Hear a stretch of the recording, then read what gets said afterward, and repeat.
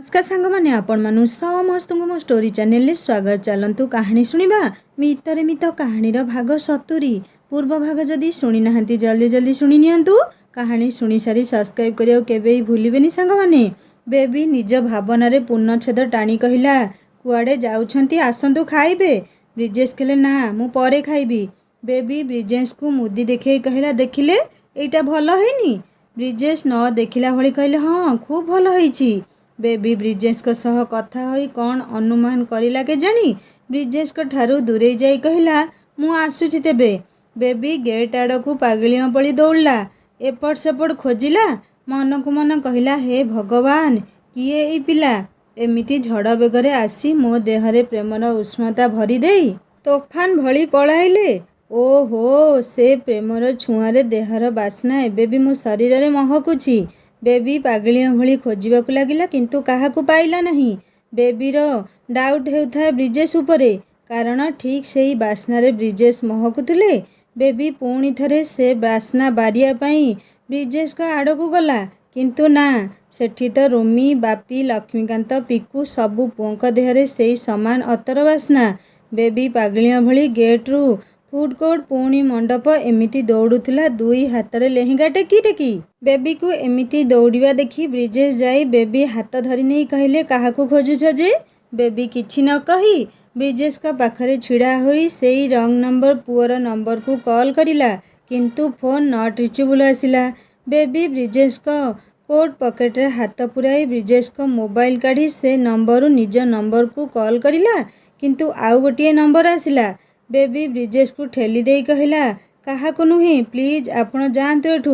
ब्रिजेश कहले बेबी आस मो सह मोर तुमको किछि कहिबार अछि। बेबी कहला प्लीज आपण को हाथ जोड़ुछि मोर किछि सुनिबार नाही आपण प्लीज मो ठारू दूरेई रुहंतु। प्लीज आपण को मन रे मो प्रति जदि टिके भी स्नेह थाए आपण मते एका छाड़ी दियंतु। ब्रिजेश बेबी को एका छाड़ी पळेइले। बेबी गोटे कोण को आउजी कांदिबाकू लागिला। ट्रेन रा आलोकमाला भितरे ऊपर आकाश को चाही भगवान को पचारला हे प्रभु मु सतरे पागली होई जिबी कि किए एई रंग नंबर पुओ काहेकि मु ता पाई मो हिताहित ज्ञान मो बापा मां को इज्जत भूली जाउची। ना ना मते निजको आयत करिया को पड़िबो। मो देहरे पर पुरुष छुआ आउ लागिबाकू देबिनी ना से रंग नंबर ठारू दूरेई रहिबी। दरकार नहीं मोर से लुचा चोरा प्रेम। I hate him I really hate him मु एठी ता पाई पागल किंतु से लुचि लुचि मजा देखुची। हठात बेबी मोबाइल रिंग हेबाकू लागिला। रंग नंबर। बेबी आखि लुह पोछि रागी जाई कहला किए तुमे कौन तुमर परिचय काहेकि मते छुईल तुमर साहस केमिति होला मते छुईबाकू। आई हेट यू सबु पुओंक भली तुमे देह लोभी तुमर अंतरर स्नेह नुहे तुमर शरीरर प्रेम दरकार। आज ठारू तुमे मते कॉल करिबो नाही बाय। सेई दिन मो सामना को आसीबो जेउ दिन मो बाबा तुमको ग्रहण करिवे तुमको राण मते कॉल करिबो नहीं। जदि मते कॉल करिबो मो मला मुह देखिबो। बेबीर आंतरिकता नथिला एमिति कहिबा पई किंतु बेबी रंग नंबर लुचकाली प्रेम खेल रे हार मानि जाउथुला निज मन को आयत हराई बसुथिला। बेबीर असुविधा थिला ना तो से खोला खोली प्रेम को समर्थन करि पारथुला ना निज प्रेम को स्वीकृति देई पारथुला। गोटे पटे ता मनर भावना थाए तो अन्य पटे ता बाबा मामा भाई को सम्मान थाए ता नजरे। बेबी किंतु एबे भी अंतररू से पुओ को भल पाउथुले भी खोली कहि पारु नथिला एवं द्वितीय रे से पिला को टिके देखिया पई डहळ बिकळ हेउथुले भी से पिलार परिचय पाउ नथिला। सेइथि पई रागी जाई एमिति कहिला। बेबी रागी जाई मोबाइल खोली सिम काढ़ी भांगी फिंगी देला।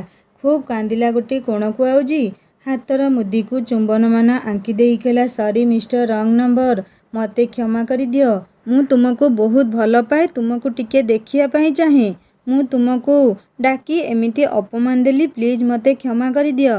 अतिथि सबुबले देवतुल्य आउ अतिथि को अपमान देवा अनुचित किंतु मु निरुपाय तुमे खाइछ कि ना मु जानिनी किंतु तुमको मु कष्ट देली। I really sorry. बेबी आखिलुआ पोछि रोमी एवं आयशा पाखक जाउछि। ब्रिजेश हठात बेबी सामने छिड़ा होई पचाले कौन हैला बेबी कौन पई कांदुछ। बेबी कहला ना किछि नुहे। ब्रिजेश कहले बेबी मोर तुमको निहाती भावरे किछि कहिबार अछि। बेबी हाथ जोड़ी कहला प्लीज मते रास्ता छाड़ंतु। बेबी ब्रिजेश को आड़ेई पळाइला ବେବି କାନ୍ଦି କାନ୍ଦି ଆଖି ତାର ଲାଲ ପଡ଼ିଯାଇଥିଲା। ରୋମି ବେବିକୁ ଏମିତି ମୁହଁ ଶୁଖେଇବା ଦେଖି ବେବି ପାଖକୁ ଆସି କହିଲା, କ'ଣ ହେଇଛି ରେ, ଏମିତି ମୁହଁ ଶୁଖେଇ ଦେଇଛୁ? ବେବି କିଛି କହିବା ପୂର୍ବରୁ ରୋମି ବେବିର ଆଖିକୁ ଚାହିଁ ପଚାରିଲା, ତୁ କାନ୍ଦୁଥିଲୁ କି? ବେବି ଶୁଖି ଯାଇଥିବା ମୁହଁରେ ଟିକେ ହସ ଫୁଟେଇ କହିଲା, ନାଇଁ ଭାଇ, ଆଜି ମୋ ଭାଇର ରିସେପ୍ସନ୍, ମୁଁ କାନ୍ଦିବି କ'ଣ ପାଇଁ? ଏ ଲାଇନ୍ କଟିଯିବା ବେଳେ କେଉଁଠି ପୋକଟା ଥିଲା କେଜାଣି ଆଖିରେ ମାଡ଼ ହୋଇଗଲା ଯେ ସେତିକି ବେଳୁ ଆଖି କୁଣ୍ଡେଇ ହେଇ ହେଇ ଫୁଲି ଯାଇଛି। ରୋମି ବେବିର ଆଖି ଫୁଙ୍କି ଦେଇ ନିଜ ରୁମାଲରେ ଗରମ ଆଫା ଦେଇ କହିଲା, ହଉ ଆସିଲୁ ମୋ ପାଖରେ ବସ, କୁଆଡ଼େ ଯିବା ଦରକାର ନାହିଁ ତୋର। ରୋମି ବେବି ହାତ ଧରି ଆয়েଶା ପାଖକୁ ନେଉ ନେଉ ପଚାରିଲା, ତୋ ସାଙ୍ଗ ମାଧବୀ ଆସିଥିଲା ପରା, ତତେ ଖୋଜୁଥିଲା, ତୋର ଦେଖା ହେଇନି କି? ବେବି କହିଲା, ନାଇଁ ଦେଖା ହେଇନି, କୁଆଡ଼େ ଗଲା ସେ? ରୋମି କହିଲା, ରହ ମୁଁ ଡକେଇ ପଠାଉଛି। ଆয়েଶା ଆସି ବେବିକୁ କୋଳେଇ ନେଇ କହିଲା, କ'ଣ ହେଲା ତୁମର? ବେବି କହିଲା, ନାଇଁ କିଛି ନାହିଁ। ଏହି ସମୟରେ ସୋମେଶ, ଅର୍ପିତା ଏବଂ ଅମୃତ ଅଭିପ୍ସା ଆସିଲେ। ସୋମେଶ ଫଟୋଗ୍ରାଫରକୁ ଡାକି କହିଲେ, ଆମର ଭଲ କ୍ଲିକ୍ କରିବ ଆଉ ବଡ଼ ସାଇଜ୍ ବନେଇବ, ଯେମିତି ଆମ ଘରେ ରଖିହେବ। ଅମିତ କହିଲା, ଆଉ ଗୋଟେ ମୋ ପାଇଁ ବି। ସମସ୍ତେ ହସ ଖୁସିରେ ଫଟୋ ଉଠାଇବା ପରେ ଅମୃତ କହିଲେ, ଭାଇ ଗୋଟେ ଛୋଟ ଅନୁରୋଧ କରିବି, ଆଜି ଏତେ ସୁନ୍ଦର ମଉକାରେ ଆପଣ ଯଦି ଗୋଟେ ଗୀତ ଗାଆନ୍ତେ ନା, ତେବେ ଖୁବ୍ ଜମି ଯାଆନ୍ତା। ସୋମେଶ ହସି ଦେଇ କହିଲେ, ଆରେ ନାଇଁ ଅମୃତ, ନା ତ ଅଭ୍ୟାସ ଅଛି ନା ଆଉ ବୟସ ଅଛି, ସୁର ତାଳ ବି ଆଉ ଠିକ୍ ନାହିଁ। ଅଭିପ୍ସା କହିଲା, ଭାଇ ପ୍ଲିଜ୍, ବାହାଘର ପାଇଁ ନୁହେଁ, ଆମ ସମ୍ପର୍କ ପାଇଁ ତ ଦୁଇ ଧାଡ଼ି ଗାଇ ଦିଅନ୍ତୁ। ସୋମେଶ କହିଲେ, ନାଇଁ ଅଭିପ୍ସା, ଆଜି ନୁହେଁ ପ୍ଲିଜ୍, ଆଜି ମୋର ମୁଡ୍ ଜମା ବି ନାହିଁ, ଆଉ କେବେ। ସୋମେଶ ଆয়েଶା ମୁହଁକୁ ଚାହିଁଲେ, ବେବି ମୁହଁକୁ ବି ଚାହିଁଲେ। ଦୁହିଁଙ୍କୁ କୋଳକୁ ଡାକି କହିଲେ, ଅଭିପ୍ସା, ମୋ ଘରର ଲକ୍ଷ୍ମୀ ଏ ଦୁହେଁ। ମୋ ବୋଉ ମରିବା ପରଠୁ ବେବି ତା ଅଜାଣତରେ ମୋ ବୋଉ ଭଳି ସ୍ନେହ ଦେଇ ଆସୁଛି। ଆଜିଠାରୁ ମୋର ଗୋଟେ ନୁହେଁ, ଦୁଇଟା ମା। ଏମାନଙ୍କ ମୁହଁରେ ମୋ ସକାଳ ଆରମ୍ଭ, ମୋ ରାତି ଶେଷ। ବେବି ତା ଅନ୍ତରର କୋହ ଚାପି ରଖି ସୋମେଶକୁ ଜାବୁଡ଼ି ଧରିଲା। ଆয়েଶା ବି ସୋମେଶଙ୍କ ଛାତି ଉପରେ ଲୋଟି ପଡ଼ି କହିଲା, ବାବା, ଆପଣ ମୋତେ ଏତେ ବଡ଼ ସ୍ଥାନ ଦେଇଛନ୍ତି, ମୁଁ ନିଶ୍ଚୟ ଆପଣଙ୍କ କଥାର ମୂଲ୍ୟ ରଖିବି। ରୋମି ବି ଆସି ସୋମେଶକୁ କୋଳେଇ ନେଇ କହିଲା, ଲଭ୍ ୟୁ ବାବା। ଏସବୁ ଦେଖି ଅର୍ପିତା ଏବଂ ଅଭିପ୍ସାର ଆଖି ଜକେଇ ଆସିଲା। ସୋମେଶ, ଅର୍ପିତା, ଅମୃତ ଏବଂ ଅଭିପ୍ସାକୁ ଡାକି କୋଳେଇ ନେଲେ। ଗୋଟିଏ ସୁଖଦ ମୁହୂର୍ତ୍ତ ପରେ ଅଭିପ୍ସା ଏବଂ ଅମୃତ ବିଦାୟ ନେବାକୁ ଚାହିଁଲେ। ଅର୍ପିତା ଏବଂ ସୋମେଶ ସେମାନଙ୍କୁ ବାଟୋଇ ଦେବାକୁ ଗଲେ। ବ୍ରିଜେଶ ବି ବିଦାୟ ନେଉ ନେଉ ବେବିର ଶୁଖିଲା ମୁହଁକୁ ଚାହିଁଲେ, କିନ୍ତୁ ବେବି ବ୍ରିଜେଶକୁ ଚାହିଁଲା ନାହିଁ। ବ୍ରିଜେଶ ନ ଖାଇ ଫେରିଗଲେ। ରାତି ଯେତେ ବଢ଼ୁଥାଏ ଲୋକଙ୍କ ଗହଳି କମୁଥାଏ। ଯେତେ ଯେତେ ରାତି ବଢ଼ୁଥାଏ ଦୁଇ ପ୍ରେମ ପକ୍ଷୀଙ୍କ ମନ ଗଗନ ପବନରେ ଉଡ଼ୁଥାଏ। ଗୋଟେ ନବବିବାହିତ ଦମ୍ପତ୍ୟ ପାଇଁ ଶାରୀରିକ ସମ୍ପର୍କ ପାଇଁ ଯେତେ ବ୍ୟଗ୍ରତା ନଥାଏ, ତାଠାରୁ ବେଶୀ ଥାଏ ପରସ୍ପର ସହ ଏକ ସୁନ୍ଦର ଆଉ ନିରୋଳା ମୁହୂର୍ତ୍ତ କାଟିବା ପାଇଁ। ବିବାହର ପ୍ରଥମ ରାତି ସମସ୍ତଙ୍କ ଜୀବନରେ ଅଭୁଲା ହୋଇ ରୁହେ। ପରସ୍ପରକୁ ଅତି ନିକଟରୁ ଜାଣିବା, ଅତି ନିକଟରୁ ବୁଝିବା ପାଇଁ ସମସ୍ତେ ଖୁବ୍ ବ୍ୟଗ୍ର ଥାନ୍ତି। ସମ୍ପର୍କ ଶରୀର ଅପେକ୍ଷା ମନର ବା ଆତ୍ମାର ବେଶୀ ଥାଏ। ରୋମି ଏବଂ ଆয়েଶା ଏତେ ବର୍ଷ ସମ୍ପର୍କରେ ବି ଏତେ ନିକଟତର କେବେ ହେବାର ସୁଯୋଗ ହାତେଇ ନଥିଲେ। ସମସ୍ତଙ୍କ ପରି ସେମାନଙ୍କର ଅପେକ୍ଷା ଥିଲା ଏହି ସୁନ୍ଦର ଅବସରକୁ। ସେଥିପାଇଁ ରାତି ବଢ଼ିବା ସହ ଦୁହିଁଙ୍କ ମନର ବ୍ୟଗ୍ରତା ସେତେ ବଢ଼ି ବଢ଼ି ଯାଉଥିଲା। ରାତି ପ୍ରାୟ 11ଟା। ଆମେ ସବୁ ବନ୍ଧୁ ସାଙ୍ଗସାଥୀଙ୍କୁ ନିଜ ଦାୟିତ୍ୱରେ ଖୁଆଇବା ବ୍ୟବସ୍ଥା କରି ଲିପ୍ସା, ତ୍ରିଷା, ଗୀତା, ମାମା, ତାଙ୍କ ମାଇଁ, ମିନୁ, ରୂପା, ଲିଜା, ରାଜା ଆଦିଙ୍କ ଖବର ବୁଝି ଅର୍ପିତା ଏବଂ ବେବି ସହ ରୋମି ଓ ଆয়েଶା ପାଇଁ ଖାଇବା ଲଗେଇ କହିଲେ, ଆସ ଖାଇଦେବା ସମସ୍ତେ। ବେବି କହିଲା, ବାବା, ମୁଁ ଖାଇଦେଉଛି, ଆଉ ଭୋକ ନାହିଁ। ରୋମି ଆয়েଶା ଏବଂ ତା ମଝିରେ ଚେୟାର ପକେଇ କହିଲା, ଆସେ ଆମ ସହ ଖାଇବୁ। ବେବି କହିଲା, ନାଇଁ ଭାଇ, ସତରେ ଭୋକ ନାହିଁ ପରା। ସୋମେଶ ଏବଂ ଅର୍ପିତା ଖାଇ ବସିଲେ। ସୋମେଶ ବେବିକୁ ଜବରଦସ୍ତ ନିଜ ପାଖରେ ବସାଇ ବଳେଇ ବଳେଇ 2 ଗଣ୍ଡା ଖୁଆଇ ଦେଲେ। ବେବି ବେଶୀ ନ ଖାଇ ଉଠିଗଲା। ସୋମେଶ ଆয়েଶା ଏବଂ ରୋମିକୁ ଟିକେ ଦୂରେଇ ବସାଇ ଲିପ୍ସା ଏବଂ ତ୍ରିଷାକୁ ସେମାନଙ୍କ ପାଖରେ ଛାଡ଼ି ଅର୍ପିତା ସହ ଅଲଗା ଖାଇ ବସିଲେ। ରୋମି ନିଜ ହାତରେ ଆয়েଶାକୁ ଖୁଆଇ ଦେଉଥାଏ। ଆয়েଶା ଲିପ୍ସାକୁ ଚାହିଁ ଲାଜେଇ ଲାଜେଇ ରୋମି ହାତରୁ ଖାଇବା ବେଳେ ଲିପ୍ସା ଥାଇ କହିଲା, ଆରେ ଲାଜେଇ ଯାଉଛ କ'ଣ ପାଇଁ? ଖାଅ ଦୁହେଁ। ଏକାଠି ଖାଇଲେ ଦୁହିଁଙ୍କ ଭଲ ପାଇବା ବଢ଼େ। ରାତି ଅନେକ ହେଲାଣି। ଆয়েଶା ବି ରୋମିକୁ ଖୁଆଇ ଦେଲା। ତ୍ରିଷା ଏବଂ ଲିପ୍ସା ଆয়েଶା ସହ ଖୁବ୍ ଥଟ୍ଟା ମଜା କରୁଥାନ୍ତି। ସମସ୍ତଙ୍କ ଖାଇବା ସରିବା ପରେ ତ୍ରିଷା ଏବଂ ଲିପ୍ସା ଆয়েଶାକୁ ନେଇ ସଜା ହୋଇଥିବା ରୁମ୍ରେ ଛାଡ଼ିଦେଲେ। ଡୁପ୍ଲେକ୍ସରେ ଏକ ବିରାଟ ବଡ଼ ରୁମ୍। ଏକ ସୁନ୍ଦର ଗୋଲ ଖଟରେ ରଙ୍ଗବେରଙ୍ଗୀ ଫୁଲ ସହ ରଜନୀଗନ୍ଧାର ମାଳ ସଜା ହୋଇଥାଏ। ରୁଫ୍ ଡେକୋରେସନ୍ ବି ହୋଇଥାଏ ଫୁଲରେ। ରୁମ୍ଟି ମହମହ ବାସୁଥାଏ। ତ୍ରିଷା ଏବଂ ଲିପ୍ସା ଆୟେଶାକୁ ଖଟ ଉପରେ ବସାଇ ବାହାରକୁ ପଳାଇ ଆସିଲେ। ଆୟେଶା ବସିଥାଏ ଲାଜେଇ ଲଟାଟେ ପରି। କିଛି ମୁହୂର୍ତ୍ତ ଅପେକ୍ଷା ପରେ ରୋମି ଆସିଲା ଠିକ୍ ରାଜକୁମାର ପରି। କବାଟ ଦେଉ ଦେଉ ଆୟେଶା ଖଟରୁ ଓହ୍ଲାଇ ଯେତେବେଳେ ମୁଣ୍ଡିଆ ମାରିଲା, ରୋମି ଆୟେଶାକୁ ଆଉଜାଇ ଦେଲା ନିଜ ଛାତି ଉପରେ। ରୋମି ଆୟେଶାକୁ କୋଳକୁ ଭିଡ଼ି ନେଇ ଆୟେଶା କପାଳରେ ଗାଢ଼ ଚୁମ୍ବନଟିଏ ଆଙ୍କି ଦେଇ କହିଲା, ରିଏଲି ଆୟେଶା, ଆମ ଜୀବନରେ ଏତେ ଶୀଘ୍ର ଏହି ସୁନ୍ଦର ଦିନଟିଏ ଆସିବ ବୋଲି ମୁଁ କଳ୍ପନା ବି କରିନଥିଲି। ଭଗବାନଙ୍କୁ ସବୁବେଳେ ପ୍ରାର୍ଥନା କରୁଥିଲି ଆୟେଶାକୁ ଖୁବ୍ ଶୀଘ୍ର ମୋ ଅଗଣାର ତୁଳସୀ କରି ପଠେଇ ଦିଅ। ଭଗବାନ ମୋ ଡାକ ଶୁଣିଲେ। ଆୟେଶା ରୋମିର ଛାତି ଉପରେ ଆଉଜାଇ କହିଲା, ହଁ ଠିକ୍ କହିଲ। ଆୟେଶା ରୋମିକୁ କହିଲା, ଛାଡ଼ ମୋତେ ଟିକେ। ରୋମି ଆୟେଶାକୁ ନିଜ ବାହୁ ବନ୍ଧନରୁ ଆହୁରି ଜୋରରେ ଭିଡ଼ି କହିଲା, ଏ ଗେହ୍ଲି, ଆମ ବିବାହ ସରିଯାଇଛି ପରା, ଏବେ ପୁଣି କ'ଣ ପାଇଁ ଛାଡ଼ କହୁଛ? ଆୟେଶା ରୋମିର ନାକ ଚିପି ଦେଇ କହିଲା, ମୋ ହିରୋ, ଏଠି କୁଳଦୀପ ଜଳୁଛି ଯେ। ଦିଦୁ କହିଛନ୍ତି କୁଳଦୀପଙ୍କୁ ପ୍ରଣାମ କରି ନିଜ ବୈବାହିକ ଜୀବନର ଶୁଭ ମନାସି ସୁନ୍ଦର ଜୀବନ ଆରମ୍ଭ କରିବ। ରୋମି କହିଲା, ଆଚ୍ଛା ଏତେ କଥା, ମୁଁ ତ ଏକଥା ଜାଣିନଥିଲି। ମୋତେ ବି କେହି କିଛି କହିନାହାନ୍ତି। ଆୟେଶା ଅଳ୍ପ ହାଲକା ହସି ଦେଇ କହିଲା, ଆଉ ତୁମକୁ କ'ଣ ଜଣା କହିଲ? ତୁମକୁ ତୁମ ସାଙ୍ଗମାନେ କ'ଣ କହୁଥିଲେ ପରା? ରୋମି ହସି ଦେଇ କହିଲା, ଆରେ ନା କିଛି ନୁହେଁ। ଆୟେଶା କହିଲା, ପ୍ଲିଜ୍ କୁହ ନା। ରୋମି କହିଲା, ଫୋର୍ଥ ନାଇଟ୍ର ମନ୍ତ୍ରଣା ଦେଉଥିଲେ। ଆୟେଶା ଲାଜେଇ ଯାଇ କହିଲା, ଧେତ୍, ଏସବୁ କି ଖରାପ କଥା। ରୋମି ବି ହସିଦେଲା। ଆୟେଶା ରୋମି ହାତ ଧରି କୁଳଦୀପଙ୍କ ଆଡ଼କୁ ଯାଇ କୁଳଦୀପଙ୍କୁ ଆଣ୍ଠୁ ମାଡ଼ି ପ୍ରଣାମ କରିଲେ ଦୁହେଁ ଏବଂ ନିଜ ବୈବାହିକ ଜୀବନର ଶୁଭ ମନାସି ଆୟେଶା ରୋମିକୁ ପୋଡ଼ା ନଡ଼ିଆ ସହ କ୍ଷୀର ଗ୍ଲାସ୍ ପିଆଇ ଦେଇ ବସିପଡ଼ିଲା ଫୁଲର ଶେଯରେ।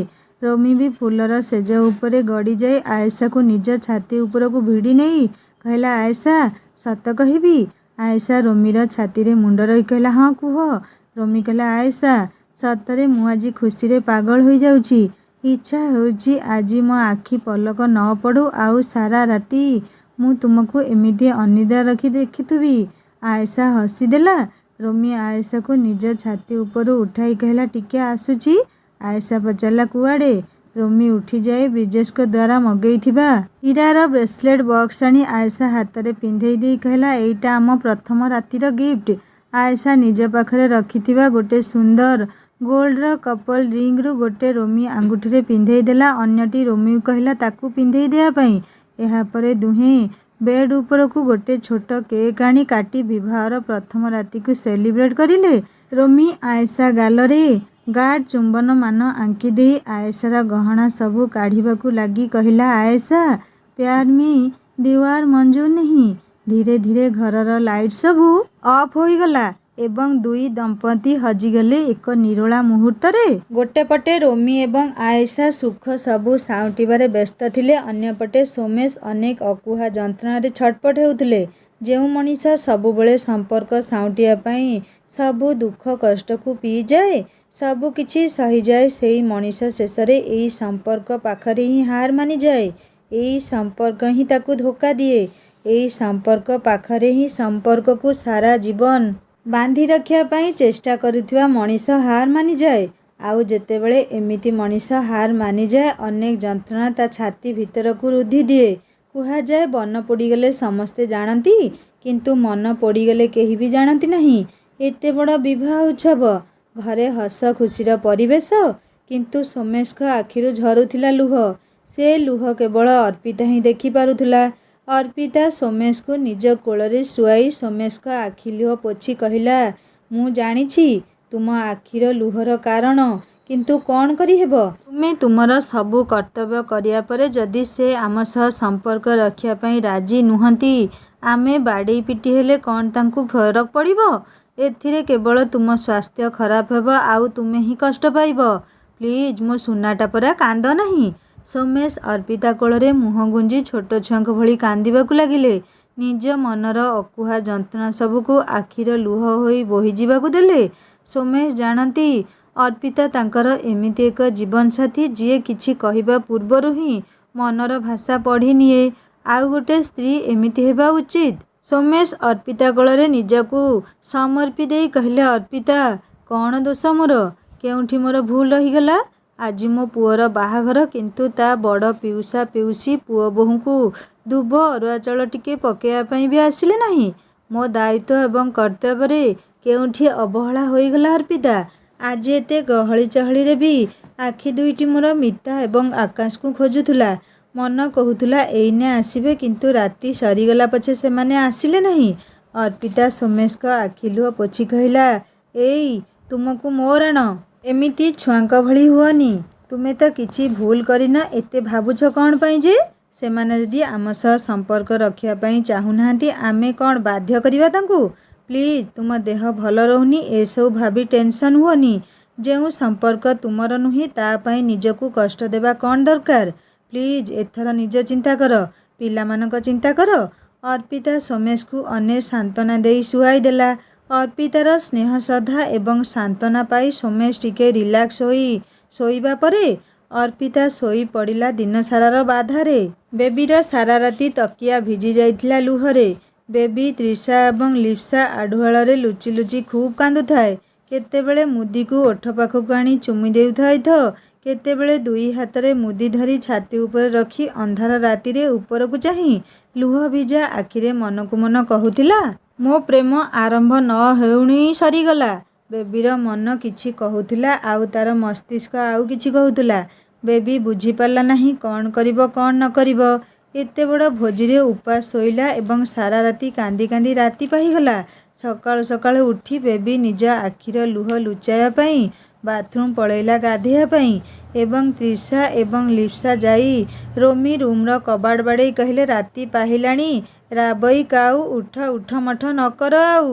ରୋମି ନିଦ ବିଳିବିଳି ହୋଇ ତକିଆକୁ ଟାଣି ମୁଣ୍ଡ ରଖି କହିଲା, ଶୋଇବାକୁ ଦିଅ ପ୍ଲିଜ୍। ଲିପ୍ସା କବାଟ ଠକ୍ ଠକ୍ କରି କହିଲା, ଗଧ ଉଠ, ମନ୍ଦିର ଯିବୁ। ଗଧ, ବାହା ହେଲୁଣି ପରା, ଉଠ ଉଠ ଶୀଘ୍ର। ରୋମି ଫଟାଫଟ ଉଠିଯାଇ ବେଡ୍କୁ ସାଇଜ୍ କରି ପକାଇ ଫୁଲ ସବୁ ଝାଡ଼ି ଦେଇ ଆସି କବାଟ ଖୋଲିଲା ବେଳକୁ ଆଏଶା ବାଥରୁମ୍ରୁ ବାହାରି ଆସି ଲିପ୍ସା ଏବଂ ତ୍ରିଷାକୁ ଦେଖି ମୁଣ୍ଡିଆ ମାରିବା ପାଇଁ ଯାଉ ଯାଉ ଲିପ୍ସା ଧରି ନେଇ କହିଲା, ନା ନା ଏବେ ନୁହେଁ, ଆଗେ ମୁଣ୍ଡରେ ସିନ୍ଦୁର ଲଗାଅ। ରୋମି ଗୋଟେ ଲାଜ ଲାଜ ସ୍ୱଭାବରେ ବାଥରୁମ୍ ପଳେଇଲା। ଲିପ୍ସା କହିଲା, ଆଏଶା କାମ ସାରି ଆସେ। ରୋମି ମୁହଁ ଚାହିଁବ ନାହିଁ ଆଉ, ସେ ମନ୍ଦିର ଯିବ। ଆଏଶା ଆଜ୍ଞା କହି ଶାଢ଼ୀ ସଜାଡ଼ି ମୁଣ୍ଡରେ ସିନ୍ଦୁର ଲଗାଇ ତ୍ରିଷା ସହ ରୋଷେଇ ଘରକୁ ଗଲା। ଲିପ୍ସା ରୋମି ବେଡ୍ରୁ ଫୁଲ ସବୁ କାଢ଼ି ରୋମି, ତ୍ରିଷା ଏବଂ ଲିପ୍ସା ପାଇଁ ରଖିଥିବା 2ଟି ହଜାର ହଜାର ଟଙ୍କା ଧରି ବେବିକୁ ଧରାଇ ଦେଇ କହିଲା, ରଖ, ଏଇଟା ଖର୍ଚ୍ଚ କରିବୁ। ବେବି ଆଏଶାକୁ ଦେଖି ମୁହଁରେ ହସ ଫୁଟାଇ କହିଲା, ଭାଉଜ, ଆମ ଘରେ ଆଜି ତୁମ ହାତ ରନ୍ଧା ଯାଉ ହେବ। ପ୍ରଥମ ଭୋଗ ଇଶାଣରେ ଲାଗିବ। ଆଏଶା ମୁଣ୍ଡରେ ହାତେ ଓଢ଼ଣା ଦେଇ କହିଲା, ହଉ। ଅର୍ପିତା ଏବଂ ସୋମେଶଙ୍କ ସହ ସୁରବାବୁ, ନିମିନା, ତ୍ରିଷା, ଗୀତା, ଲିପ୍ସା ସମସ୍ତଙ୍କୁ ଆଏଶା ମୁଣ୍ଡିଆ ମାରିବା ପରେ ସମସ୍ତେ କିଛି କିଛି ଗିଫ୍ଟ ଦେଲେ ଏବଂ ଆଏଶା ସମସ୍ତଙ୍କ ପାଇଁ ଆଣିଥିବା ଗୋଟେ ଗୋଟେ ଚାନ୍ଦିର ଗଣେଶ ବିଗ୍ରହ ସମସ୍ତଙ୍କୁ ଦେଇ ମୁଣ୍ଡିଆ ମାରିଲା। ସୋମେଶ ଆଏଶାକୁ ମୁହଁ ଦେଖା ଉପହାର ସ୍ୱରୂପ ଆଏଶା ହାତରେ ଧରେଇ ଦେଲେ 2ଟି ଟିକେଟ୍ ଏବଂ ଫ୍ଲାଇଟ୍ ଟିକେଟ୍। ଆଏଶା ଆଶ୍ଚର୍ଯ୍ୟ ହୋଇ ଚାହିଁବାରୁ ସୋମେଶ କହିଲେ, ମୋର ମାନସିକ ଥିଲା ତୁମେ ଦୁହେଁ ବାହାଘର ପରେ ପ୍ରଥମ ଦର୍ଶନ ମା'ଙ୍କୁ କରିବ ଏବଂ ସେଠୁ ଫେରି ଗଙ୍ଗା ମା'ଙ୍କ ଦର୍ଶନ କରି ବୁଡ଼ ପକାଇ ଆସିବ। ସେଥିପାଇଁ ପ୍ରଥମେ ଜମ୍ମୁ ଏବଂ ସେଠୁ ବନାରସ ଟିକେଟ୍ କରିଦେଇଛି। ସେଠୁ ଫେରିଲେ ତୁମେ ଫରେନ୍ ଟ୍ରିପ୍ କରିବ। ଆଏଶା ନତମସ୍ତକ ହୋଇ କହିଲା, ଆଜ୍ଞା ବାବା। ଅର୍ପିତା ତା ବେକରୁ ଗୋଟେ ସୁନାର ଚେନ୍ କାଢ଼ି ଆଏଶା ବେକରେ ପିନ୍ଧାଇ ଦେଲା। ରୋମି ବାଥରୁମ୍ କାମ ସାରି ସିଧା ଏକମୁହାଁ ହୋଇ ଶିବ ମନ୍ଦିର ପଳେଇଲା। ଅର୍ପିତା ଆଏଶାକୁ କହିଲା, ମୁଁ ଯାଉ କରିଦେଉଛି, ତୁ ଖାଲି ହାତ ମାରିଦେ। ଆଏଶା ନମ୍ର ଭାବରେ ଅର୍ପିତାକୁ କହିଲା, ମାମା ଆପଣ ବସନ୍ତୁ, ଆଜିଠାରୁ ଆପଣଙ୍କୁ ରୋଷେଇ ଘରୁ ଛୁଟି। ଆପଣ ଖାଲି ଆଦେଶ ଦିଅନ୍ତୁ କ'ଣ ହେବ, ସବୁ ମୁଁ କରିବି। ତ୍ରିଷା ଆଏଶା କଥା ଶୁଣି କହିଲା, ଓହୋ, କେଡ଼େ ବୁଦ୍ଧିମତୀ ଭାଉଜ ମୋର। ସତରେ, ରୂପ ଯେମିତି ସୁନ୍ଦର, ଗୁଣ ବି ସେମିତି। ମାଇଁ, ତୁମର ଏଥର ଦୁଃଖ ଦୂର ହେବ। ଲିପ୍ସା ବି ତ୍ରିଷା କଥାକୁ ସମର୍ଥନ କରିଲା। ଆଏଶା ରୋଷେଇ ଘରକୁ ଯାଉ ଯାଉ ସୋମେଶ କହିଲେ, ମା ରେ ରହ, ତୋର ଏବେ ରୋଷେଇ ଘରକୁ ଯିବା ଦରକାର ନାହିଁ, ମାମା ବନେଇ ଦେବ, ତୁ 6 ମାସ ଆରାମ କର। ଅର୍ପିତା କହିଲା, ହଁ ସେଇ କଥା ତ ମୁଁ କହୁଛି, ନହେଲେ ସମସ୍ତେ କହିବେ ନୂଆ ବୋହୂକୁ 6 ମାସ ବି ଆରାମ କରିବାକୁ ଦେଲାନି। ମୋ ଚାନ୍ଦ କ'ଣ ଭାବିବ ମୋତେ? ଅର୍ପିତା ପାଟିରୁ କଥା ନ ସରୁଣୁ ଅଭିପ୍ସାର ଫୋନ୍ ଆସିଲା। ଅର୍ପିତା ଫୋନ୍ ରିସିଭ୍ କରୁ କରୁ ଅଭିପ୍ସା କହିଲା, ଆଜି ଶାଶୁ ମହାରାଣୀ ବୋହୂକୁ କ'ଣ ଅର୍ଡ଼ର ଦେଲେ ଶୁଣେ? ଆଜି ତ ବୋହୂ ହାତର ପ୍ରଥମ ରୋଷେଇ ପରା। ଅର୍ପିତା କହିଲା, ଅନେଇଲୁ, ତୁ ଆସେ, ଖାଲି ତୋର ମୋର କଥା, ସେଠି ବସିକି ଭଲ ଗପୁଛୁ ଆଉ। ଅଭିପ୍ସା ହସି ଦେଇ କହିଲା, କ'ଣ ଆଉ କରିବି? ଆଉ ଆଜି ଆଏଶା କ'ଣ ରୋଷେଇ କରୁଛି କହ? ଏଥର ଟିଫିନ୍ଟା ମୋର ତୁମ ଶାଶୁ ବୋହୂଙ୍କ ତରଫରୁ ମିଳିବ ତ? ଅର୍ପିତା କହିଲା, ସେତିକି ଆଉ କହିବାର ଅଛି ନା ଆଉ କିଛି କହିବୁ? ଆଜି ପ୍ରଥମ ଯାଉ ହେବା କଥା, ମୁଁ ସେଥିପାଇଁ କହୁଛି ମୁଁ କରିଦେବି, ତୁ ଖାଲି ହାତ ମାରିଦେ। ଅଭିପ୍ସା ଶୁଣୁ ଶୁଣୁ କହିଲା, କ'ଣ ପାଇଁ? ଆରେ ଆଜି ଯାଏଁ ତୁ ରୋଷେଇ ସମ୍ଭାଳୁ, ଏଥର ତାକୁ କରିବାକୁ ଦେ। ଆରେ ଆଏଶା ଭଲ ରୋଷେଇ ଶିଖିଛି ଯେ, ଦେଲୁ ତାକୁ ଫୋନ୍। ଅର୍ପିତା ଯେତେବେଳେ ଆଏଶାକୁ ଫୋନ୍ ଦେଲା, ଅଭିପ୍ସା କହିଲା, ମାରେ, ସେ ଘର ପରିବାର ସବୁ ତୋର, ଆଉ ଧ୍ୟାନ ବି ଦେବୁ। ମୁଁ ଯାହା କହିଥିଲି ଯାଉ ଯାଉ କରିଦେ, ଚାନ୍ଦକୁ ଟିକେ ରେଷ୍ଟ ଦେବୁ। ଆଏଶା ଆଜ୍ଞା ମାମା କହି ଲିପ୍ସାକୁ କହି ରୋଷେଇ ଘରକୁ ଯାଉ ଯାଉ ଅର୍ପିତା ତା ପଛେ ପଛେ ଯାଇ ତରତର ହୋଇ ସବୁ କିଛି ଯୋଗାଡ଼ କରି ଯାଉ ବନେଇ ପକେଇ କହିଲା, ତୁ ଖାଲି ହାତ ମାରିଦେଲୁ। ମୋ ଚାନ୍ଦ ପାଗିଳିଟା, ତା କଥା ଶୁଣୁ ନା ଜମା। ଆଏଶାର ଶାଶୁଘରେ ପ୍ରଥମ ଦିନ ଖୁବ୍ ହସ ଖୁସି ଏବଂ ମଜାରେ କଟିଲା। ରୋମିକୁ ଦିନସାରା ନ ଦେଖି ଟିକେ ଅଡ଼ୁଆ ଅଡ଼ୁଆ ଲାଗୁଥିଲେ ବି ତ୍ରିଷା, ଲିପ୍ସା, ଗୀତା, ବେବି ଏବଂ ଅର୍ପିତା ଗହଣରେ ସମୟ କୁଆଡ଼େ କଟିଗଲା। ରୋମି ସକାଳୁ ଶିବ ମନ୍ଦିର ଯାଇ ପ୍ରଣାମ କରି ଘରକୁ ଫେରି ଚୁପଚାପ ଉପର ରୁମ୍ରେ ଥାଏ। ପ୍ରଥା ଅନୁଯାୟୀ ଦିନସାରା ବାହାରେ ରହିବା କଥା, କିନ୍ତୁ ରୋମିର ଗାଁରେ ନା କେହି ଚିହ୍ନା ଥିଲେ ନା କେହି ସାଙ୍ଗ। ତେଣୁ ଅର୍ପିତା କଥା ଅନୁସାରେ ରୋମି କାହା ମୁହଁ ନ ଚାହିଁ ଶିବ ମନ୍ଦିର ଯାଇ ସିଧା ଘରକୁ ଫେରି ଚୁପଚାପ ଉପର ରୁମ୍ରେ ଥାଏ। ଉପରୁ ଆଏଶାକୁ ବାରମ୍ବାର ଫୋନ୍ କରୁଥାଏ। ରୋମି ଯେତେଥର ଫୋନ୍ କରୁଥିଲା, ଲିପ୍ସା ସେତେ ଚିଡ଼ଉଥିଲା। ଚାହୁଁ ଚାହୁଁ ବାହାଘର 7 ଦିନ ବିତିଗଲା। ଏଇ 7 ଦିନରେ ଆଏଶା ପୂରା ପରିବାର ସହ ଖୁବ୍ ମିଶି ଯାଇଥିଲା ଏବଂ ସୋମେଶଙ୍କ ନୀତି ଆଦର୍ଶ ଚଳଣି ସହ ନିଜକୁ ଖାପ ଖୁଆଇବା ପାଇଁ ଯଥେଷ୍ଟ ଚେଷ୍ଟା କରି ସଫଳ ହୋଇଥିଲା। ଆଏଶା ରୋମିର ପରିବାର ପାଇଁ ନୂଆ ନଥିଲା କିମ୍ବା ଏଇ ପରିବାର ନୀତି ଆଦର୍ଶ ଚଳଣି ପାଇଁ ନୂଆ ନଥିଲା। ତେଣୁ ସବୁକିଛି ତାକୁ ସହଜ ହୋଇଥିଲା ଖୁବ୍ ଶୀଘ୍ର ଖାପ ଖୁଆଇବା ପାଇଁ। ଏହା ସହ ସେ ଗୀତା, ତ୍ରିଷା ଏବଂ ଲିପ୍ସାକୁ ମନକୁ ବି କିଣି ନେଇଥିଲା। ଆଏଶା ଥିଲା ଖୁବ୍ ନମ୍ର ଏବଂ ଖୁବ୍ ମାର୍ଜିତ। ଓଡ଼ିଆ ଘରର ପ୍ରଥା ଏବଂ ପରମ୍ପରା ଅନୁଯାୟୀ ଆଏଶା ସପ୍ତମଙ୍ଗଳା ଠେକି ଭାଙ୍ଗି କୁଆଡ଼େ ଯିବା କଥା। ତେଣୁ ସୋମେଶଙ୍କ ମାମୁଁ ଘର ଆଏଶାକୁ ନେଇଥିଲେ। ଅଷ୍ଟମଙ୍ଗଳାରେ ଅମୃତ ଏବଂ ଅଭିପ୍ସା ଝିଅ ଜ୍ୱାଇଁଙ୍କୁ ପ୍ରଥମ ନିମନ୍ତ୍ରଣ କରିଥାନ୍ତି। ସମୟ ରାତି 10। ଅର୍ପିତା ସୁରବାବୁ ଏବଂ ନିମିନାଙ୍କୁ ଖାଇବାକୁ ଦେଇସାରି ଗୀତା ଏବଂ ତ୍ରିଷାକୁ ଡାକିଲା। ସୋମେଶଙ୍କୁ ବି ଖାଇବାକୁ ଡାକିଲା। ସମସ୍ତେ ବସିପଡ଼ିଲେ ଡାଇନିଂରେ। ରୋମି ଏବଂ ବେବି ତଳେ ବସିଲେ। ଆଏଶା ଆସି ଖାଇବାକୁ ବାଢ଼ିବା ବେଳକୁ ଅର୍ପିତା ତା ହାତ ଧରିନେଇ କହିଲା, ତୁ ବସ ଏଠି। କାମ କରିବା ପାଇଁ ସାରା ଜୀବନ ପଡ଼ିଛି। ଅର୍ପିତା ସମସ୍ତଙ୍କ ପାଇଁ ବାଢ଼ି ନିଜେ ବି ବସିପଡ଼ିଲା ରୋମି ପାଖରେ। ତ୍ରିଷା ଏବଂ ଗୀତା ନିଜ ପ୍ଲେଟ୍ ଉଠାଇ ଆଣି ତଳେ ବସିପଡ଼ିଲେ। ସୋମେଶ ରୁଟି ଡାଲମା ଖାଉ ଖାଉ ପଚାରିଲେ, ଗୀତା, ମାମାର ଏଇ ବର୍ଷ ପଢ଼ା ସରିବ ନା? ଏବେ ବାହାଘର କରିବୁ ନା ମାମାର ଆଉ ପଢ଼ିବ ସେ? ଗୀତା କହିଲା, ଭାଇ, ଭାବୁଛି ବାହାଘର କରିଦେବି। ବାହା ହୋଇ ଯାହା ପଢ଼ୁଛି ପଢ଼ୁ। ସୋମେଶ କହିଲେ, ହଉ, ମାମା ପଳେଇଲା, ଭଲ ଲାଗୁନି, ଆଉ କିଛି ଦିନ ରହିଯାଇଥିଲେ ହୋଇଥାନ୍ତା। ଗୀତା କହିଲା, ତାର ଏକ୍ଜାମ୍ ଅଛି, ସେଥିପାଇଁ ପଳେଇଲା, ନହେଲେ ତାର ବି ଇଚ୍ଛା ଥିଲା ବୋହୂ ବାପଘର ବୁଲି ଆସିବା ପାଇଁ। ସେ କେବେ ବି ଯାଇନି ଅମିତ ଭାଇଙ୍କ ଘରକୁ। ସୋମେଶ କହିଲେ, ହଉ ଆସୁ, ଏଥର ମୁଁ ନେଇଯିବି ନିଜେ। ସୋମେଶ ଖାଇସାରି ଉଠିଗଲେ। ଆଏଶାକୁ କହିଲେ, ମା, ତୁମେମାନେ ଖାଅ, ମୁଁ ଉଠୁଛି ଏବେ। ଆଏଶା ଆଜ୍ଞା କହିଲା। ଗୀତା ଖାଇବା ଭିତରେ ରୋମିକୁ ଚାହିଁ ପଚାରିଲା, ରୋମି, ଗୋଟେ କଥା ପଚାରିବାର ଅଛି ତୋତେ। ରୋମି କହିଲା, ହଁ ଅପା, ପଚାର। ଗୀତା କହିଲା, ରୋମିରେ, ଏଇ ବ୍ରିଜେଶ ଭାରି ଭଲ ପିଲାଟିଏ ନା? ମୋର ତ ସେ ପିଲାର କଥାବାର୍ତ୍ତା, ଚାଲିଚଳନ ଆଉ ତାର ମଜାଳିଆ ଅନ୍ଦାଜ ଭାରି ପସନ୍ଦ। ଟିଏରେ ଗୋଟିଏ ପୁଅଟିଏ ନା? ରୋମି କହିଲା, ହଁ ଅପା, ଠିକ୍ କହିଲ। ସେ ଖୁବ୍ ଭଲ ଆଉ ନମ୍ର ବି। ସେ କେମିତି ତୁମ ସହ ଏତେ ମଜା କରୁଥିଲେ କେଜାଣି, ନହେଲେ ପୂରା କଲେଜ ଜାଣେ ସେ ଖୁବ୍ ଚୁପଚାପ ପିଲା।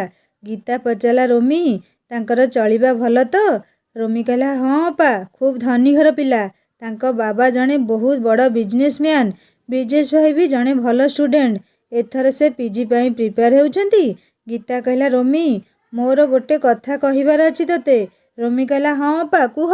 गीता कहला रोमी आम मामा पाई ब्रिजेश प्रस्ताव केमिति हुअंता? मु भाबुछि मामा आउ ब्रिजेश जोड़ी खूब भल मानिब। रोमी रुटी खंडक पाटी को नेउ नेउ तंट्रे लागिला। रोमी काशी काशी पानी पीवाकू लागिला। आयशा रोमी पिठी आउंसी देउथाए। अर्पिता उठी जाई रोमी को पानी ग्लास बढ़ई कहला टिके धीरे खा। अर्पिता रोमी पिठी आउंसी पकाइला। रोमी पानी पी कहला मु ठीक अछि तुमे माने खाओ। रोमी गीता कथार उत्तर न देई खाई सारी उठीगला। सांग माने रोमी गीतार कथार किछि उत्तर न देई काहेकि उठी चलीगले ताहा शुणिबा नेक्स्ट पार्ट रे। कहानी केमिति लागिला मते कमेंट करी जणाइबे। आउ जदि भल लागि थाए सब्सक्राइब करी बेल आइकन दबाइदेबे। हिंदी स्टोरी चैनल को विजिट करंतु। स्वामी स्त्रींकर सुंदर सुंदर कहानी अपलोड हो जाइछि। कहानी शुणी सारी सब्सक्राइब करियो केबे भूलिबेनी। एही कहानीर डिस्क्रिप्शन में लिंक अछि सांग माने। रहुछि नमस्कार जय जगन्नाथ।